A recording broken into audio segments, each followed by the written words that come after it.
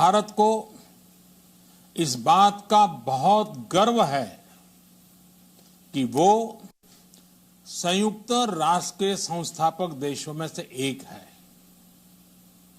आज के इस ऐतिहासिक अवसर पर मैं आप सभी के सामने भारत के 130 करोड़ लोगों की भावनाएं इस वैश्विक मंच पर साझा करने आया हूं। अध्यक्ष महोदय, 1945 की दुनिया निश्चित तौर पर आज से बहुत अलग थी। पूरा वैश्विक माहौल, साधन, संसाधन, समस्याएं, समाधान सब कुछ भिन्न थे। ऐसे में विश्व कल्याण की भावना के साथ जिस संस्था का गठन हुआ, जिस स्वरूप में गठन हुआ, वो भी उस समय के हिसाब से ही था। आज हम एक बिल्कुल अलग दौर में हैं। 21वीं सदी में हमारे वर्तमान की, हमारे भविष्य की आवश्यकताएं और चुनौतियां अब कुछ और है। इसलिए आज पूरे विश्व समुदाय के सामने एक बहुत बड़ा सवाल है कि जिस संस्था का गठन तब की परिस्थितियों में हुआ था, उसका स्वरूप क्या आज भी प्रासंगिक है? सदी बदल जाए और हम न बदलें तो बदलाव लाने की ताकत भी कमजोर हो जाती है।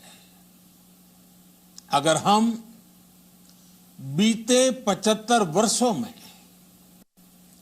संयुक्त राष्ट्र की उपलब्धियों का मूल्यांकन करें तो अनेक उपलब्धियां दिखाई देती हैं, लेकिन इसके साथ ही अनेक ऐसे उदाहरण भी हैं जो संयुक्त राष्ट्र के सामने गंभीर आत्ममंथन की आवश्यकता खड़ी करते हैं। ये बात सही है कि कहने को तो तीसरा विश्व युद्ध नहीं हुआ, लेकिन इस बात को नकार नहीं सकते कि अनेकों युद्ध हुए, अनेकों गृह युद्ध भी हुए। कितने ही आतंकी हमलों ने पूरी दुनिया को थर्रा कर रख दिया। खून की नदियां बहती रही। इन युद्धों में, इन हमलों में जो मारे गए वो हमारी आपकी तरह इंसान ही थे। वो लाखों मासूम बच्चे जिन्हें दुनिया पर छा जाना था, वो दुनिया छोड़कर चले गए। कितने ही लोगों को अपने जीवन भर की पूंजी गंवानी पड़ी, अपने सपनों का घर छोड़ना पड़ा। उस समय और आज भी संयुक्त राष्ट्र के प्रयास क्या पर्याप्त थे? पिछले 8-9 महीने से पूरा विश्व कोरोना वैश्विक महामारी से संघर्ष कर रहा है। इस वैश्विक महामारी से निपटने के प्रयासों में संयुक्त राष्ट्र कहां है? एक प्रभावशाली रिस्पांस कहां है? अध्यक्ष महोदय, संयुक्त राष्ट्र की प्रतिक्रियाओं में बदलाव, व्यवस्थाओं में बदलाव, स्वरूप में बदलाव आज समय की मांग है। संयुक्त राष्ट्र का भारत में जो सम्मान है, भारत के 130 करोड़ से ज्यादा लोगों का इस वैश्विक संस्था पर जो अटूट विश्वास है, वो आपको बहुत कम देशों में मिलेगा। लेकिन ये भी उतनी ही बड़ी सच्चाई है कि भारत के लोग संयुक्त राष्ट्र के रिफॉर्म को लेकर जो प्रोसेस चल रहा है, उसके पूरा होने का बहुत लंबे समय से इंतजार कर रहे हैं। आज भारत के लोग चिंतित हैं कि क्या ये प्रोसेस कभी एक लॉजिकल एंड तक पहुंच पाएगा।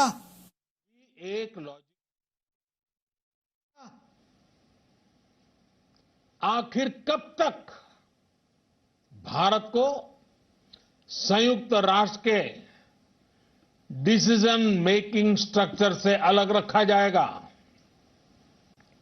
एक ऐसा देश जो दुनिया का सबसे बड़ा लोकतंत्र है, एक ऐसा देश जहां विश्व की 18% से ज्यादा जनसंख्या रहती है, एक ऐसा देश जहां सैकड़ों भाषाएं हैं, सैकड़ों बोलियां हैं, अनेकों पंथ हैं, अनेकों विचारधारा हैं, जिस देश ने सैकड़ों वर्षों तक वैश्विक अर्थव्यवस्था का नेतृत्व करने और सैकड़ों वर्षों की गुलामी दोनों को जिया है।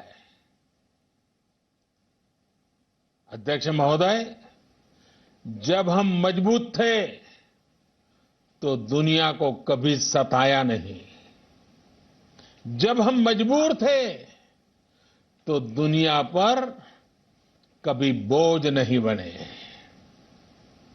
अध्यक्ष महोदय, जिस देश में हो रहे परिवर्तनों का प्रभाव दुनिया के बहुत बड़े हिस्से पर पड़ता है, उस देश को आखिर कब तक इंतजार करना पड़ेगा। अध्यक्ष महोदय, संयुक्त राष्ट्र जिन आदर्शों के साथ स्थापित हुआ था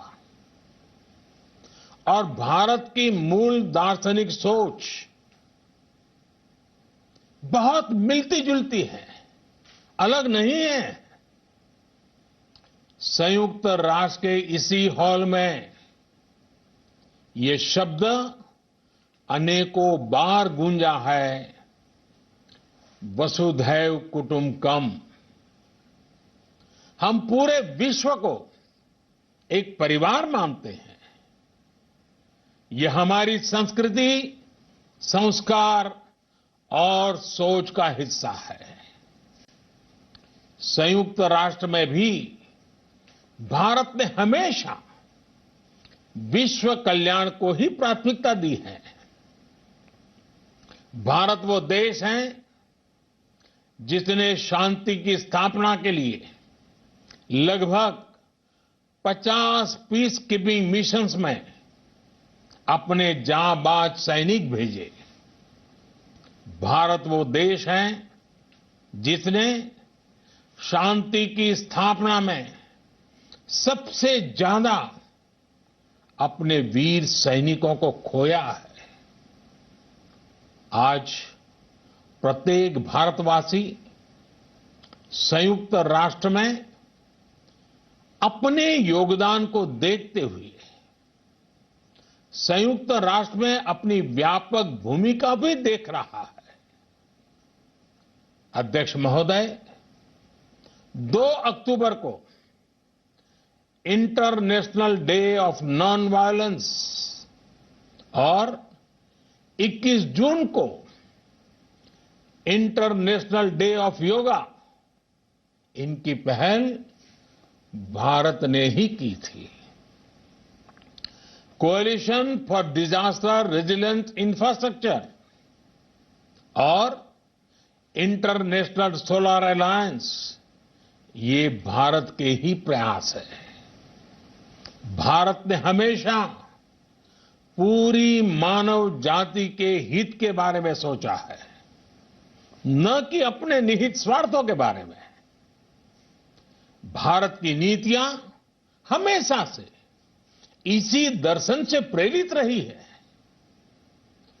भारत की नेबरहुड फर्स्ट पॉलिसी से लेकर एक्ट ईस्ट पॉलिसी तक, security and growth for all in the region, इसकी सोच, या फिर इंडो पैसिफिक क्षेत्र के प्रति हमारे विचार, सभी में इस दर्शन की झलक दिखाई देती है। भारत की पार्टनरशिप का मार्गदर्शन भी यही सिद्धांत तय करता है। भारत जब किसी से दोस्ती का हाथ बढ़ाता है तो वो किसी तीसरे के खिलाफ नहीं होती। भारत जब विकास की साझेदारी मजबूत करता है तो उसके पीछे किसी साथी देश को मजबूर करने की सोच नहीं होती। हम अपनी विकास यात्रा से मिले अनुभव साझा करने में कभी पीछे नहीं रहते। अध्यक्ष महोदय, पैंडेमिक के इस मुश्किल समय में भी भारत की फार्मा इंडस्ट्री ने 150 से अधिक देशों को जरूरी दवाइयां भेजी हैं। विश्व के सबसे बड़े वैक्सीन उत्पादक देश के तौर पर आज मैं वैश्विक समुदाय को एक और आश्वासन देना चाहता हूं। भारत की वैक्सीन प्रोडक्शन और वैक्सीन डिलीवरी क्षमता पूरी मानवता को इस संकट से बाहर निकालने के लिए काम आएगी। हम भारत में और अपने पड़ोस में फेज 3 क्लिनिकल ट्रायल्स की तरफ बढ़ रहे हैं। वैक्सीन की डिलीवरी के लिए कोल्ड चेन और स्टोरेज जैसी क्षमता बढ़ाने में भी भारत सभी की मदद करेगा। अध्यक्ष महोदय, अगले वर्ष जनवरी से भारत सुरक्षा परिषद के अस्थायी सदस्य के तौर पर भी अपना दायित्व निभाएगा। दुनिया के अनेक देशों ने भारत पर जो विश्वास जताया है, मैं उसके लिए सभी साथी देशों का आभार प्रकट करता हूं। विश्व के सबसे बड़े लोकतंत्र होने की प्रतिष्ठा और इसके अनुभव को हम विश्व हित के लिए उपयोग करेंगे। हमारा मार्ग जन कल्याण से जग कल्याण का है। भारत की आवाज हमेशा शांति, सुरक्षा और समृद्धि के लिए उठेगी।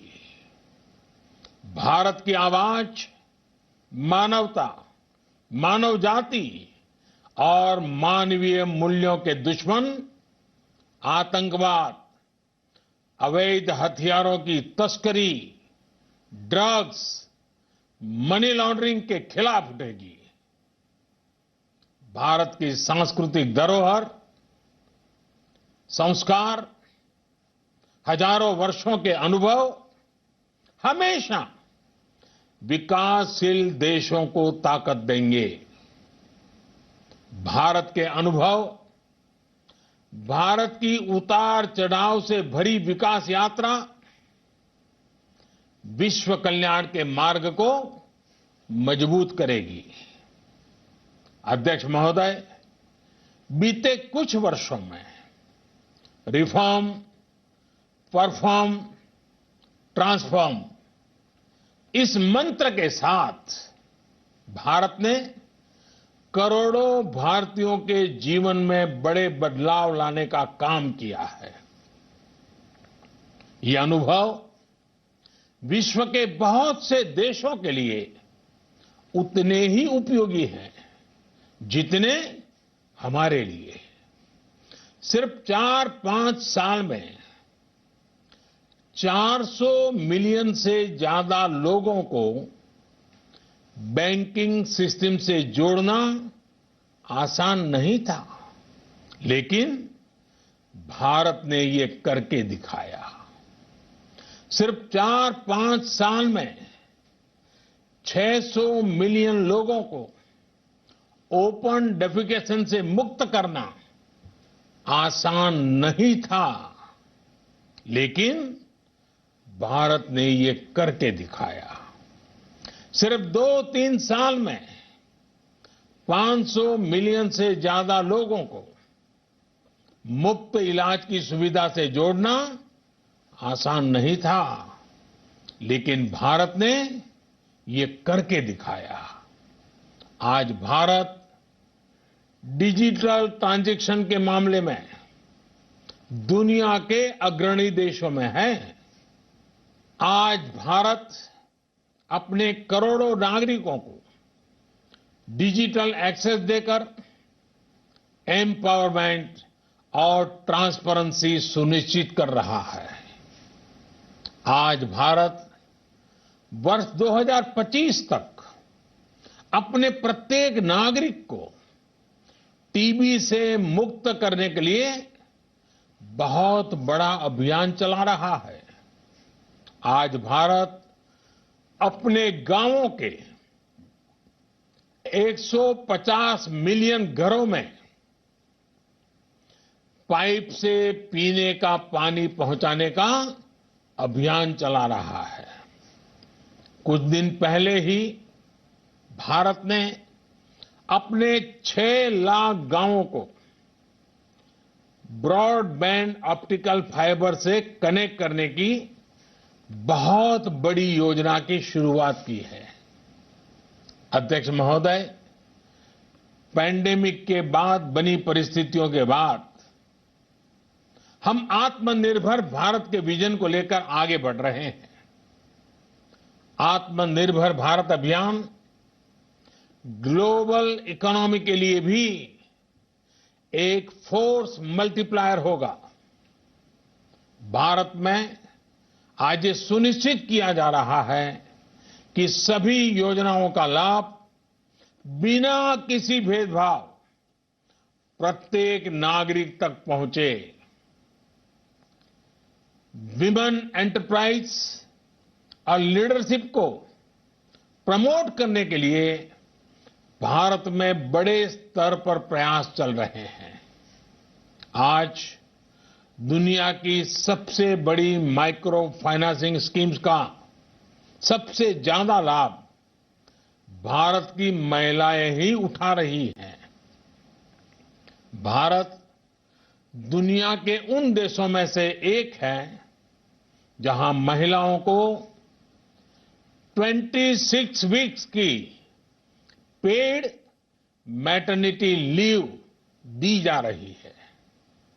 भारत में ट्रांसजेंडर्स के अधिकारों को सुरक्षा देने के लिए भी कानूनी सुधार दिए गए हैं। अध्यक्ष महोदय, भारत विश्व से सीखते हुए, विश्व को अपने अनुभव बांटते हुए आगे बढ़ना चाहता है। मुझे विश्वास है कि अपने 75वें वर्ष में संयुक्त राष्ट्र और सदस्य सभी देश इस महान संस्था की प्रासंगिकता बनाए रखने के लिए और प्रतिबद्ध होकर काम करेंगे। संयुक्त राष्ट्र में संतुलन और संयुक्त राष्ट्र का सशक्तिकरण विश्व कल्याण के लिए उतना ही अनिवार्य है। आइए संयुक्त राष्ट्र के 75वें वर्ष पर हम सब मिलकर अपने आप को विश्व कल्याण के लिए एक बार फिर समर्पित करने का प्रण लें। धन्यवाद। प्रधानमंत्री नरेंद्र मोदी का संयुक्त राष्ट्र महासभा में ये बड़ा संबोधन, करीब 23 मिनट प्रधानमंत्री नरेंद्र मोदी बोले हैं। बड़ी बातें, जैसा कि हम आपसे बार बार कह रहे थे, हमारे स्पेशल ब्रॉडकास्ट के दौरान भी प्रधानमंत्री आतंकवाद पर बोलेंगे और प्रधानमंत्री द्वारा साफ तौर पर आवाज उठाई गई आतंकवाद के खिलाफ, और साथ ही ये कहा गया कि हिंदुस्तान के लोग कब तक स्थायी सदस्यता के लिए इंतजार करेंगे। तो कई अहम बातें प्रधानमंत्री नरेंद्र मोदी द्वारा सिलसिलेवार तरीके से ये ग्लोबल संबोधन, संयुक्त राष्ट्र महासभा में संबोधन, करीब 23 मिनट का संबोधन, लेकिन प्रधानमंत्री मोदी द्वारा कोरोना संक्रमण, आतंकवाद, संयुक्त राष्ट्र में भारत के रोल को लेकर, संयुक्त राष्ट्र की प्रासंगिकता को लेकर किस तरह से बुलंद तरीके से आवाज उठाई गई है, वो सिलसिलेवार तरीके से पॉइंटर्स के माध्यम से आपको दिखा रहे थे कि स्थायी सदस्यता के लिए भारत को कितना इंतजार अभी और करना पड़ेगा। संयुक्त राष्ट्र महासभा में प्रधानमंत्री नरेंद्र मोदी द्वारा यह कहा गया, आतंकवाद ने खून की नदियां बहाई हैं, भारत की आवाज आतंक के खिलाफ उठेगी।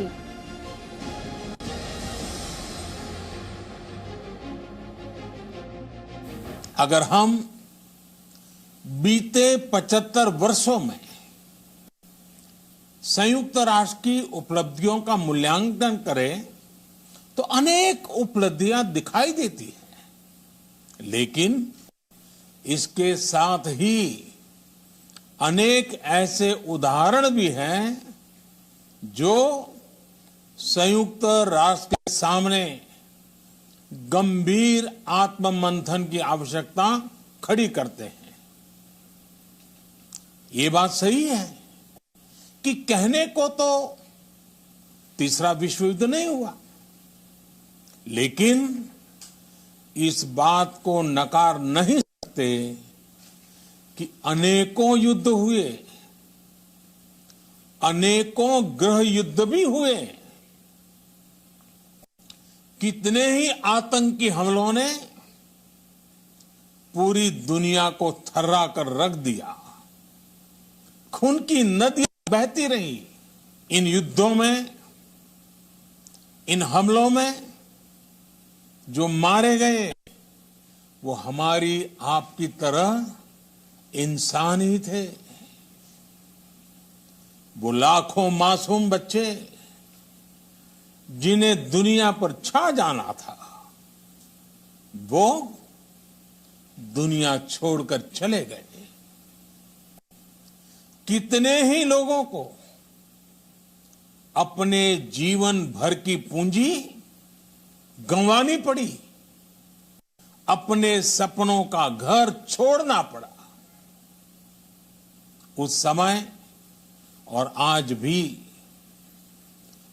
संयुक्त राष्ट्र के प्रयास क्या पर्याप्त थे?